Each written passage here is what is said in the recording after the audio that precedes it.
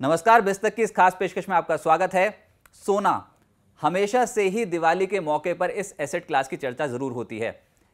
इस शो में आपको बताएंगे कि अगली दिवाली तक सोने के भाव यहां से ऊपर जा सकते हैं कि नहीं, और क्या सोना आपके पोर्टफोलियो की चमक बढ़ाएगा। मेरे साथ अजय केडिया जी जुड़े हैं, डायरेक्टर हैं केडिया एडवाइजरी के। अजय जी, बहुत शुक्रिया अपना समय बिस्तक को देने के लिए। नमस्कार राजेश जी, आपको और पूरे दर्शकों को धनतेरस और दिवाली की शुभकामनाएं। सर, बिस्तक की पूरी टीम की ओर से आपको बहुत शुभकामनाएं दिवाली की।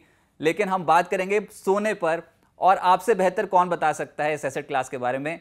सोना क्या पोर्टफोलियो की चमक बढ़ाएगा? एक तो ये 2022 में स्टेबल रहा है इंडियन करेंसी में, अगर तुलना करें सोने की, तो क्या यही ट्रेंड देखने को मिलेगा या फिर 2022 में यहां से बेहतर चाल पकड़ सकता है? राजेश जी, मुझे लगता है कि सोने ने इंडिया के लिए जो इंडिया को हम सोने की चिड़िया बोलते थे, या इंडिया के लिए जो इमोशन होता है सोने के लिए, वो दोनों तरफ से हमने 2022 में प्रूफ होते हुए देखा। देखिए, 2022 में हमने देखा ग्लोबल मार्केट में सोने में अच्छी खासी गिरावट आई। हमने लगभग 1620 के लेवल टेस्ट करते हुए देखे। बट उसके विपरीत डोमेस्टिक मार्केट में लगभग 5.5 से 6% की तेजी देखी। लेट इट बी रुपए की गिरावट हो, इंपोर्ट ड्यूटी हो, जिसकी वजह से हमने गोल्ड को आज भी 50,000 के स्तर पे ट्रेड करते हुए देख पा रहे हैं। बट आप ये देखिए, पिछले साल का हमारे गोल्ड इंपोर्ट के फिगर है जो पिछले 10 सालों में सबसे ज्यादा थे, लगभग 1,000 टन। ये प्रूफ देता है कि इंडिया के लिए जो गोल्ड का एक सॉफ्ट हार्ट है, वो कंटिन्यू मेंटेन है। 2020 में हमने देखा लॉकडाउन के चलते गोल्ड में डिमांड ज्यादा नहीं थी। बट 2021 में हमने 1,000 टन का इंपोर्ट देखा।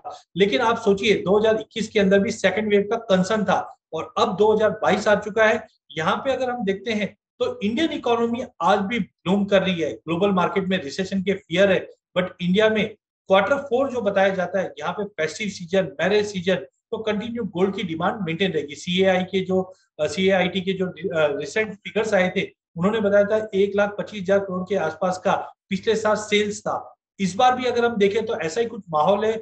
आप चाहे कहीं पे भी जाइए, चाहे ज्वेलरी की शॉप पे जाइए, ऑनलाइन जाइए, सभी जगह पे सोने में सबका इन्वेस्टमेंट का ध्यान बना हुआ है। तो मुझे लगता है 2022 रुपए की वजह से और इंपोर्ट ड्यूटी की वजह से स्टेबल रखा सोने को। लेकिन जो एनवायरमेंट है गोल्ड को बढ़ाने के लिए, रिसेशन है, इन्फ्लेशन फियर है, सेंट्रल बैंक ने रेट हाइक ऑलरेडी कर चुके हैं, तो ये जो सारे फैक्टर्स है वो आगे मतलब 2023 सोने के लिए काफी शानदार रहने वाले। तो बिल्कुल सोने में निवेश करते चलिए। जो पास्ट रिकॉर्ड था, क्योंकि बहुत बार गलती ये होती है कि हम सोने में लेते हैं और इमीडिएट रिटर्न चाहते हैं, बट सोना लंबी अवधि के लिए निवेश करने वाली चीज है। तो बिल्कुल बने रहिए। सोना 2023 में भी एक बेहतरीन रिटर्न देता हुआ दिखाई देगा।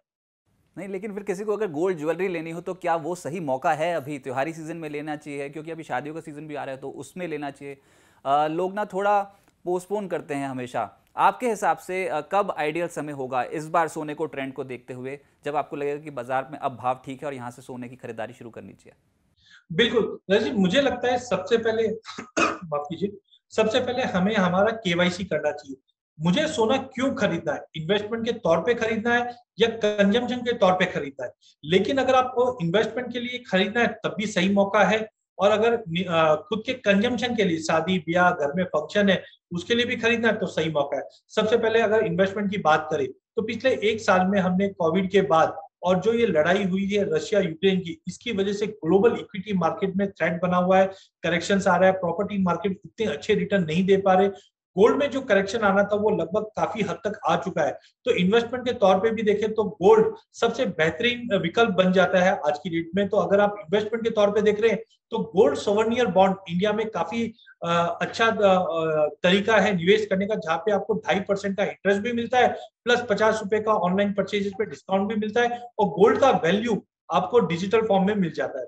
वहीं दूसरा, अगर कंजम्पशन के पॉइंट से देखते हैं तो गोल्ड हमारे रिचुअल्स में बसा हुआ। आज धनतेरस कोई एक ऐसा चीज नहीं कि हम गोल्ड ले रहे हैं, बट एक रिचुअल बना हुआ है कि धनतेरस में हमको गोल्ड लेना ही लेना है।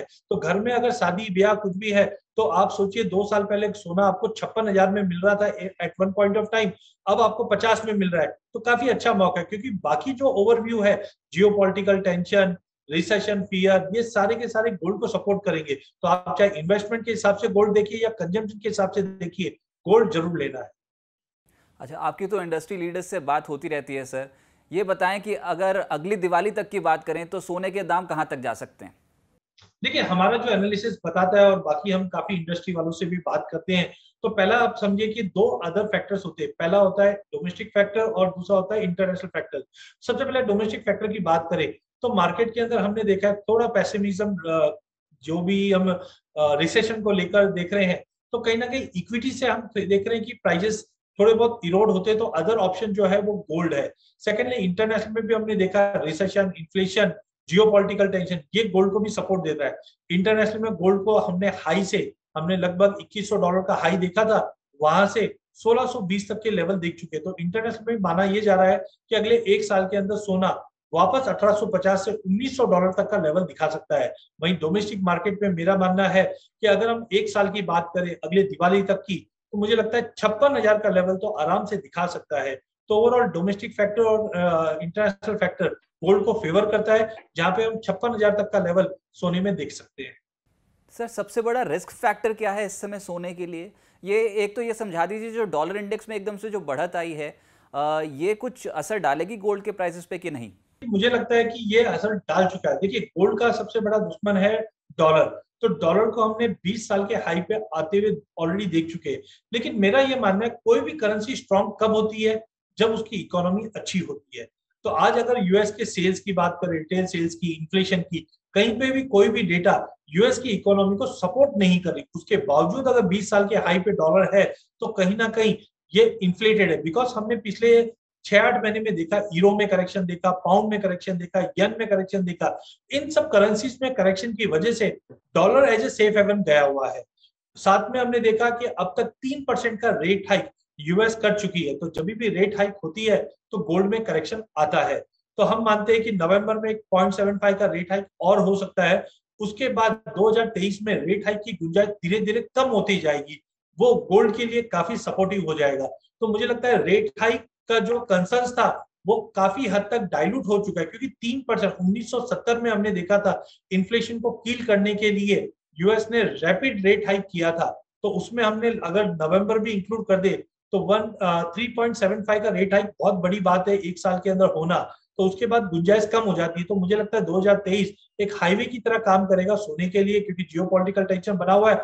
इन्फ्लेशन इमीडिएट कम नहीं होगा। इन्फ्लेशन कम होने में मुझे लगता है साल 1.5 साल कम से कम लग जाएगा। तो ये सारे सपोर्टिंग फैक्टर गोल्ड के लिए अच्छा है। तो मुझे लगता है जो सबसे बड़ा थ्रेट था वो निकल चुका है। डॉलर 20 साल के हाई पे हो सकता है आज की डेट में, बट मतलब 115 116 के ऊपर वापस डॉलर मेरे को सस्टेन करते हुए नहीं दिखते। वहां से थोड़ा बहुत करेक्शन ले सकता है, तो अगेन गोल्ड को सपोर्ट कर जाएगा। तो मुझे लगता है जो थ्रेट था वो निकल चुका है, थोड़ा बहुत कंसोलिडेट करेगा, बट गोल्ड आगे जाके अच्छा रिटर्न देता हुआ दिखेगा। ये मैं अपने दर्शकों के लिए एक बार फिर से सवाल पूछूंगा सर, गोल्ड की रेंज आप अगले साल के लिए क्या देखते हो? यानी कि निचला स्तर कितना और मैक्सिमम अपसाइड कितनी? देखिए, सबसे पहले इंटरनेशनल मार्केट को देखा जाएगा। जिस ढंग से हमने इंटरनेशनल में देखा है कि अभी फेड की लास्ट रेट हाइक 7.75 की थी, उसके बाद हमने लगभग $100 की तेजी देखी है और वो अब गवाता हुआ दिखाई दिया है। तो डाउन साइड में मुझे लगता है अगर एक साल की अगर बात करें तो 1500-1520 का एक स्ट्रॉन्ग सपोर्ट के रूप में निकल कर आएगा। और हायर साइड में जो 2011 अप्रैल में हाई लगते हुए दिखा था वो था 1920। तो मुझे लगता है 1920 हायर साइड पे रहेगा। तो रिस्क रिवॉर्ड के हिसाब से भी अगर हम देखें तो काफी फेवरेबल रहेगा गोल्ड के लिए। वहीं डोमेस्टिक मार्केट की अगर बात करें तो यहाँ पे हमने देखा रुपए में जो गिरावट थी, पिछले साल दिवाली पे हम 72-73 के आसपास रुपए में ट्रेड कर रहे थे, इस वक्त 83 पे कर रहे हैं, जिसकी वजह से गोल्ड को सपोर्ट काफी मिला है। तो मैं मानता हूँ ग्लोबल मार्केट में इंडिया का वर्चस्व काफी स्ट्रांग है, तो रुपए में थोड़ी मजबूती हम फिर से लौटते हुए देखेंगे, जिसकी वजह से गोल्ड थोड़ा सा ट्रेंड डाउन हो सकता है। लेकिन इंटरनेशनल की तेजी हमारे इधर भी रिफ्लेक्ट करेगी। तो हमारे यहाँ पे जो रेंज रहेगा वो रहेगा 47,800 या लगभग 48,000 का बेस क्रिएटेड रहेगा। वहीं हायर साइड की बात करें तो मुझे लगता है 56,000 तक के लेवल देखने मिल जाएंगे। ओके, 48,000 से 56,000 इस रेंज पे गोल्ड करेगा कामकाज। तो फिर सर चांदी को कैसे पीछे रहने दें? चांदी पे क्या आपको लगता है कि तेजी बनेगी, और एज कंपेरेटिव टू गोल्ड क्या चांदी पे तेजी ज्यादा देखने को मिल सकती है? देखिए, चांदी को ज्यादा करके हिंदू में बोलते हैं चंचल। चांदी ज्यादा चंचल है सोने से, क्योंकि वॉलिटिलिटी भी काफी है। हमने इसका उदाहरण 2008 में भी देखा था। और मैं गोल्ड और सिल्वर के लिए एक चीज और रखना चाहूंगा रजत जी। हम कभी भी बोलते हैं इतिहास को देखो तो आपको जवाब मिल जाएगा। तो 2008 के अंदर फरवरी में कच्चा तेल 21 फरवरी 2008 को $150 टच किया था, जिसके बाद हमने प्रॉपर्टी, इक्विटी और सभी एसेट क्लास में जबरदस्त गिरावट देखी, सोने में भी देखी थी कि $1000 से सोना $680 तक चले गया था अक्टूबर 2008 को। अक्टूबर 2008 से सोने में तेजी स्टार्ट हुई, जो $680 से बढ़कर $1920 अप्रैल 2011 तक चले गया था। तो कहने का मतलब है कभी भी जब ग्लोबल विपदा आती है, जैसे ग्लोबल फाइनेंशियल क्राइसिस या कोविड में भी अगर आपको ध्यान हो तो मार्च में सोने ने एक बार गोता लगाया था और फिर एक नई ऊंचाई पर छुआ था। तो सिमिलरली ये लड़ाई के बाद आज लगभग 9 महीने हो चुके हैं इस लड़ाई को, और 9 महीने तक सोना अंडर परफॉर्मिंग था और चांदी भी अंडर परफॉर्मिंग थी। तो अक्टूबर 2008 के बाद जो रैली आई थी उसमें चांदी ने सुपरसीड किया था सोने को, और रेशियो, गोल्ड सिल्वर रेशियो 31 पहुंच चुका था। सिमिलरली मेरा मानना है कि अगले एक साल की अगर बात करें तो सोने के मुकाबले चांदी ज्यादा रिटर्न देते हुए दिखाई देगी, जो इंटरनेशनल में $32 से $34 और डोमेस्टिक मार्केट में 85,000 तक का लेवल दिखा सकती है। इसके पीछे कारण भी है। पहला है gold silver ratio elevated levels पे है, जो हमें लगता है कि 70-72 का एवरेज जो है हिस्टोरिकल एवरेज वहां तक पहुंचा सकती है, जिसका मतलब है चांदी काफी अच्छा आउट परफॉर्म करेगी सोने के मुकाबले। दूसरा, चांदी का यूसेज इंडस्ट्रियल है, जिसमें हम ईवीज के अंदर या सोलर पैनल में या 5G टेक्नोलॉजी में देखते हैं। तो माना जा रहा है कि करीबन क्वांटिटी मेरे ध्यान में नहीं, बट सिल्वर इंस्टीट्यूट की रिपोर्ट है जहां पे बताया जा रहा है कि लगभग 25 मिलियन आउंस के आसपास खाली ईवीज के अंदर ही यूज होगा टोटल। तो कहने का मतलब है कि इंडस्ट्रियल यूज धीरे धीरे कंटिन्यू टेक्नोलॉजी में सिल्वर का बढ़ रहा है।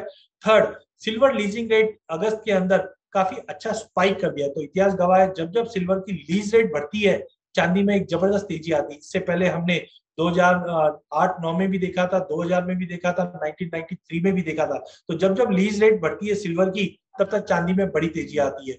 और एज ऑफ नाउ अगर हम देखें तो ये साल में रिकॉर्ड सिल्वर ईटीएफ लॉन्च हुए हैं इंडिया में। तो बड़े बड़े जो माने हुए फंड हाउस है वो सिल्वर पे बैंक ऑन कर रहे हैं इस बार, क्योंकि सिल्वर के फीचर्स काफी अच्छे हैं तेजी के। इसलिए आप देखेंगे इंडिया में रिकॉर्ड सिल्वर ईटीएफ की लॉन्चिंग हुई है। तो जो निवेशक चांदी में इन्वेस्ट करना चाहते हैं उनके लिए काफी विकल्प खुले हुए हैं। एमसीएक्स पे भी आप फ्यूचर्स में पोजीशन बना सकते हैं, फिजिकल डिलीवरी ले सकते हैं, सिल्वर ईटीएफ के द्वारा भी आप निवेश कर सकते हैं। तो आई थिंक सिल्वर में ज्यादा रिटर्न बनेगा, जहां मैं 85,000 तक के लेवल चांदी में देख रहा हूँ। तो ये रिकॉर्ड लेवल्स होंगे सर। इसका भी आप रेंज बता दीजिए, दर्शकों की बहुत मदद हो जाएगी कि चांदी में पूरे साल के लिए क्या रेंज रहेगी। जैसे मैंने अभी कहा था कि चांदी चंचल है।